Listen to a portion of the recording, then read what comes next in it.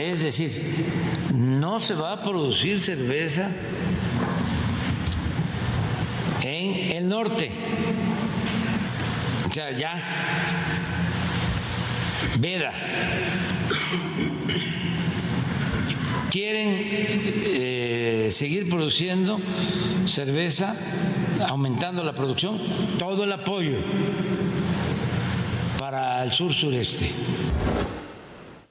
Bueno, la declaración del presidente fue muy controvertida porque las cerveceras tienen otra versión de las cosas. Incluso en Nuevo León, la Carta Blanca y toda esta empresa ha sido particularmente solidaria en los tiempos en que ha padecido el Estado agua, del agua. Entonces, pero si le parece, veamos el asunto.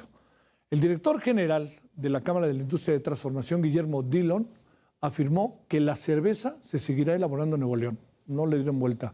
Dillon, insistió en que a pesar de la crisis del agua que enfrenta el norte del país, la industria no ha sido afectada en su operación, ya que a la fecha no se han presentado ni cierres ni despidos. Finalmente, el empresario mencionó que las declaraciones del presidente se refieren a futuras inversiones y no a las plantas que actualmente operan en la región. Sería un sinsentido sacar, ¿no?, las cerveceras con todo lo que tienen, trabajadores, con las instalaciones, etcétera. No, vamos a mandarlas al sur. Pues no es un asunto nuevo.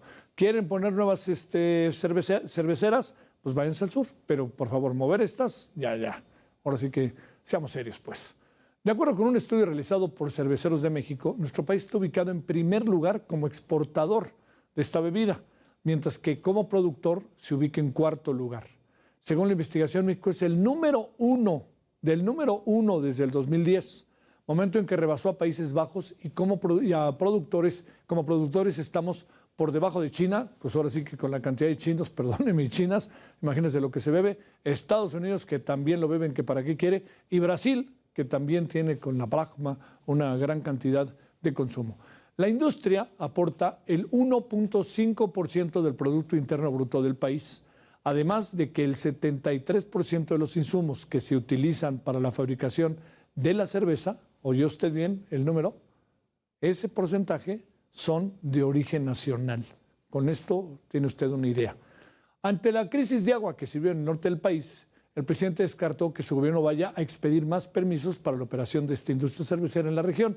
Para hablar de esto, conversemos con José Manuel Martínez, periodista de Economía y Negocios. Querido José Manuel, te saludo con mucho gusto. Hace tiempo que no nos veíamos. ¿Cómo estás? Como siempre, es un gusto estar contigo y con tu audiencia, Javier. Muchísimas gracias. ¿El presidente efectivamente se refería al futuro o ya está tratando de cambiar la cervecería Cuauhtémoc al sureste o a Tabasco, ahí a Macuspana? Pues parece un juego de un análisis poco efectivo el que realiza el presidente, sobre todo cuando consideremos que si bien las cerveceras ocupan una gran cantidad de agua, pues hay otras industrias que ocupan una mayor cantidad de agua. Y no hablemos de solo las acereras, por ejemplo, que en el norte del país dominan, sino también las refresqueras, las embotelladoras de refrescos, que quizá para la producción de 1 litro utilicen menos agua que para la producción de 1 litro de cerveza, pero que en volumen evidentemente tienen una mayor cantidad de utilización de agua. Y estas otras industrias quizás son las que deberían también de entrar en un plan precisamente para poder utilizar menos agua. Otro de los puntos que bien menciona, sobre todo, y que el presidente tiene razón, son las concesiones. Una gran cantidad de concesiones que tienen para mantos acuíferos, muchas industrias, y las cerveceras y las empresas embotelladoras de refrescos son unas de las más activas en ello. Y también habría que revisar los pagos de derechos que realizan precisamente por la utilización de estas concesiones y que evidentemente tienen un problema de ingresos por parte de la Conagua para poder atender todos estos problemas que se han registrado en el norte del país, en donde pues se ubican 4 de las principales plantas cerveceras del país. Entonces es una industria que evidentemente fue como el ejemplo para atacar y culpar de la falta de agua en el norte, pero que evidentemente es un problema mucho mayor que las cerveceras. ¿Le va bien a las cerveceras mexicanas en México y el mundo? Totalmente. Los números que señalaste al principio evidencian que es una industria creciente, que es una industria que ha logrado empresarios que eran principalmente extranjeros cuando en los años a finales del siglo XVIII y principios del siglo XIX empezaron a instalarse estas plantas. La historia de la cerveza en México data desde la Nueva España y precisamente con el agua, cuando se establecieron los monjes y empezaron a sembrar cebada en el centro del país y precisamente aprovechando el gran cúmulo de agua que había en esta zona. Y pues evidentemente es una industria que crece, que fue una de las empresas más importantes del mundo cerveceras que compraron al oligopolio en México, a las dos principales, que a su vez previamente compraron a las empresas cerveceras locales que había en el centro, en el sur del país, y que formaron estos dos grandes grupos que tienen el 97% del consumo nacional y de la producción nacional, y solo 3% restante pues son otras empresas, principalmente artesanales, y por lo tanto es un negocio evidentemente que sigue creciendo y que es del interés. El hecho de que, por ejemplo, Constellation Brands haya tenido que suspender su planta en Mexicali y la trasladó a Veracruz, pues es un ejemplo de que sí puede haber una reubicación y también planes interesantes para poder llevar a cabo la producción. Pero tomemos en cuenta que el 90% de las exportaciones, casi el 90% de las exportaciones de la cerveza mexicana se van a Estados Unidos. Entonces, la logística es impresionante y tendría mayores costos para las cerveceras el hecho de estar operando en el sur del país cuando el mercado está en el norte.